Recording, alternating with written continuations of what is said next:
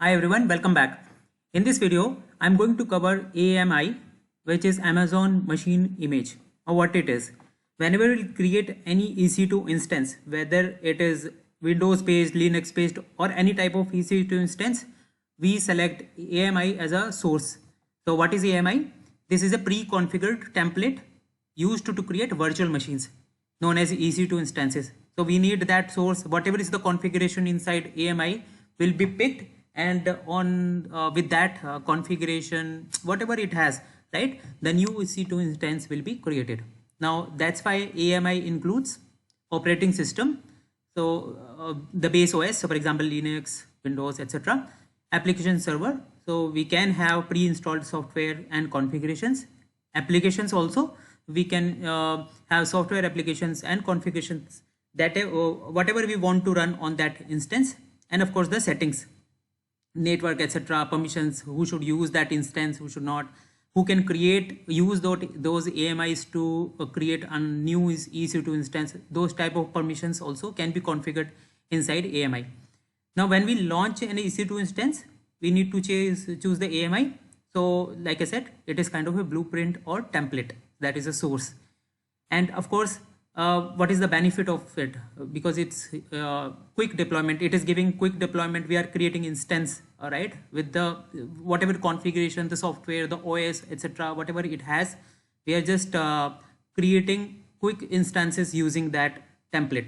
Okay, AMIs can also be customized and created from existing instances. So I am going to have a demo also, that how can we use existing EC2 instance configuration. We'll create AMIs from the existing EC2 instance, and using those AMIs later on we can create another EC2 instance.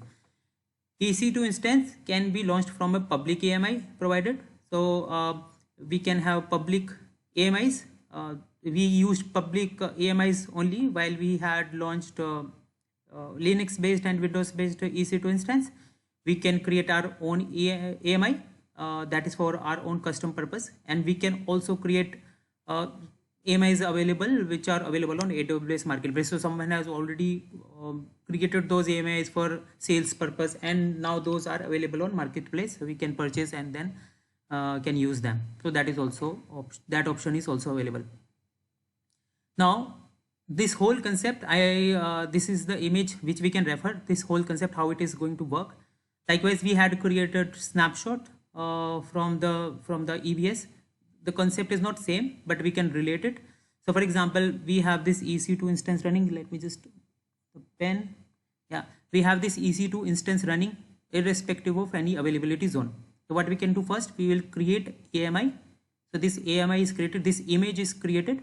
Now I'll use this image to launch another EC2 instance. So that is the whole concept. So first we'll convert it to AMI, and then we'll use AMI to create another EC2 instance. Okay, so what are the components it has? This AMI, I have already discussed that the OS, the software applications, etc. But the components would be the root volume, the primary disk, which will hold the operating system, the application server, or if there is any application related configurations, so that configuration, etc., will be held by the root volume, which is a primary disk. It is created from an image snapshot and serves as the base disk where you launch an instance. Second thing is block device mapping. So defines additional storage volume if there is any, okay, attached to the instance, and this can include data disks or other storage devices. So for example, within my EC2 instance, I have a root device, root volume attached to it, and I have also attached maybe another volume, maybe EBS volume to it. So that is the additional storage which I have mapped to another device maybe, right? So that one. Then launch permission, of course, the configuration related to permission, who can use the AMI, who can launch that AMI to create another instance. So those permission related to that, and can also be shared with specific AWS account, that is possible. We can share these permissions so that another AWS account who is going to, if they want to use that AMI, so they can use that AMI. and then the metadata associated with that AMI, which will of course contain the information about AMI, there is a description, title, etc., why it is created, on which date, the tax, etc., that information. That's it in this video. Thank you so much for watching. Stay connected.